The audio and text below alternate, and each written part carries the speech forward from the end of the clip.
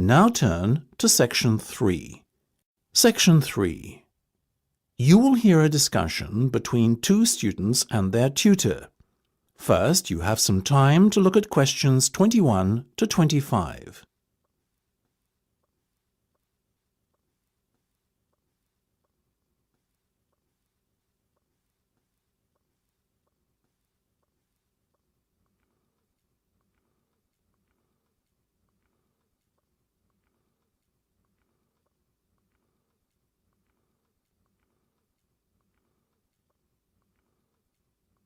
Now listen carefully and answer questions 21 to 25. Okay, guys. First off, well done. That was a very good presentation yesterday. Now I'm just going to ask you questions about it before I give you my feedback. That okay? Sure. Of course. Right.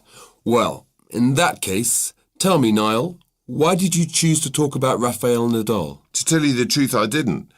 I think I'd better let Sheena handle this one. Sheena? Yes, it was my decision to pick Nadal. Now, that might be a strange choice for a presentation entitled Someone Who Inspired Me to Study Psychology, but... Yes, but I was going to say, it does seem rather an odd choice. Was it simply down to the fact that he's a sporting hero of yours and so a role model? You talk about him a lot, Sheena, so this much is clear. It's true. Nadal is someone I look up to, but my reasons for choosing him were totally professional. You see, I doubt perhaps in the history of tennis that there was ever a better match player than him, and that got me thinking, what is the secret to his success? How does he control his nerves so splendidly? The more we started to look into his background, the more I realised Sheena was right. Nadal was a perfect candidate for this study.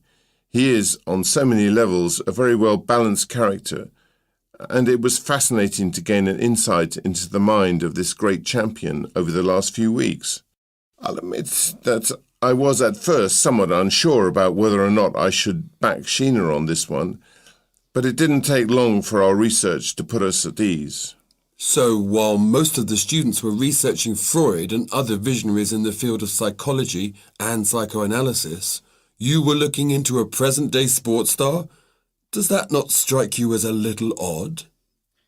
Of course, we knew it was a risk. After all, there was a danger that no one, least of all you, would take us seriously when we stood up on stage and started our presentation. That said, I think it is in the spirit of psychology to be inquisitive and adventurous and not just stick to the conventional. Otherwise, how would the field have come so far, as it has done already? Well, I must say, your risk certainly paid off. Yours was, without a shadow of a doubt, the most interesting and original presentation I saw. And judging by the reactions of the other students, I would have to say that everyone else was equally impressed. Thank you. I'm so glad you think so. Yes, but notwithstanding your excellent presentation content, we must remember that the marks for this project are awarded based on a number of criteria, and we'll examine those in a few minutes. But first, another question. Where did you find your sources?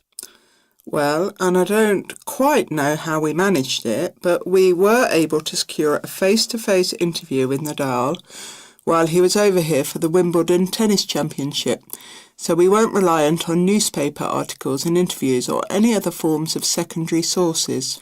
We did, however, find the library's sports archive an invaluable backup aid to help us fill in the gaps and piece together our interpretation of what makes Nadal such a mentally strong champion. Before you hear the rest of the discussion, you have some time to look at questions 26 to 30.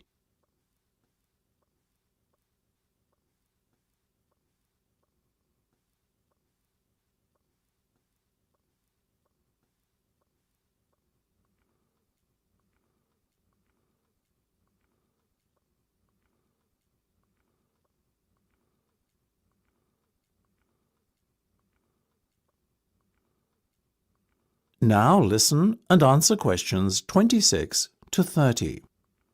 Okay, well, as I said, congratulations again for your excellent work. Now it's time for my feedback. The first area where marks were awarded is in your use of equipment. I felt that had you not been a little too reliant on the overhead projector, and had you, for example, used the interactive whiteboard and audio equipment a little more effectively, you would have received top marks in this section. As things stand, though, your use of equipment was still very satisfactory. It's just a shame as it was an opportunity missed to score full points. The next area I was asked to assess is content. As you might have guessed, I simply can't fault you on that. Highly original work, so well done. As for your timing, I felt that the two of you were a little too over-rehearsed, so the presentation felt at times a little robotic. That said, again, it was very satisfactory, and you would get full points for effort. Sadly, though, there is such a thing as trying too hard, and that cost you top marks here, I'm afraid. Oh, I see. Right. What was particularly impressive, though, was the thick handout you'd prepared for everyone. I took it home to read through it afterwards, and it was very well written. But not alone that, it also enhanced my experience of the presentation itself on the day, as I was able to refer to the handout for further information on what was being discussed and to answer any questions I had. Very nice. As for your level of interaction, well, you had so much that you were intent on packing into your 20-minute time slot that sadly you run out of time at the end, which left no room whatsoever for interaction and no one had the chance to ask you any questions.